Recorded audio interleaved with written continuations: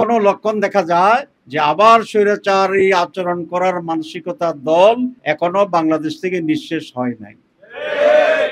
এই জন্য জনগণও খুব সিরিয়াস, কারণ এই আন্দোলনের আরেকটি পজিটিভ ফসল হচ্ছে মানুষ আগের চেয়ে সচেতন।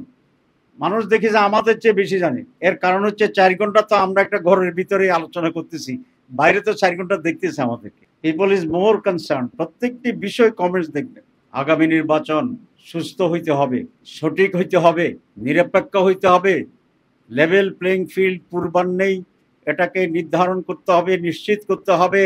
আর না হলে বাংলাদেশ এক কঠিন পরিস্থিতির মোকাবেলা করতে হবে।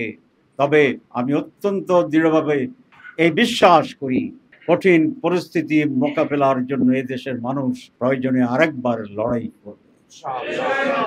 এক স্বৈরাচার যেমনি গেছে, এই লড়াই আরো স্বৈরাচার যারা চিন্তা করবেন স্বৈরাচার হওয়ার, তারাও বিদায় নিতে বাধ্য হবে। জনতার আকাঙ্ক্ষা প্রতিষ্ঠিত হবে, মানুষের জন্য উপযোগী বাংলাদেশ তৈরি হবে এবং সেই বাংলাদেশে আবার নতুন করে এদেশের মানুষ মুক্ত বাতাসে নিঃশ্বাস নেবে, স্বাধীনভাবে মাথা উঁচু করে দাঁড়াবে। নিজের আত্মপ্রত্যয় নিয়ে আমরা একটি সার্বভৌম বাংলাদেশ গড়ে তুলব, যেখানে একটি কল্যাণ রাষ্ট্রের ধারণায় একটি সমাজ পরিবর্তন হবে।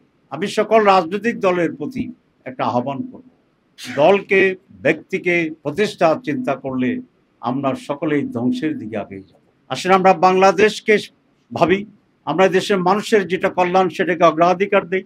বাংলাদেশ যদি টিকে যায়, গণতন্ত্র টিকে যায়, স্বৈরাচারী মনোভাব পরিহার করে যদি আমরা একটি মুক্ত বাংলাদেশ করতে পারি, তাহলে সকলের জন্য এখানে কল্যাণ হবে। আমরা সংস্কারবিহীন নির্বাচনকে আমরা গ্রহণ করব না, এদেশের মানুষ গ্রহণ করবে না। কারণ তাহলে তো সেই হাসিনার যুগে আমরা ফিরে যাচ্ছি। হাসিনার যুগে যদি যারা ফিরে যেতে চান, তাদেরকে এই সকল শহীদদেরকে আবার জীবন দিতে হবে। এই শহীদরা যে রক্ত দিয়েছে, লড়াই করেছে, এদেশের মানুষ মাটি শোষণ করেছে, যে রক্ত মাটি থেকে সে রক্ত বের করে আবার প্রতিটি মানুষের শরীরের ভিতরে সেই রক্তকে আবার ঢুকাতে হবে।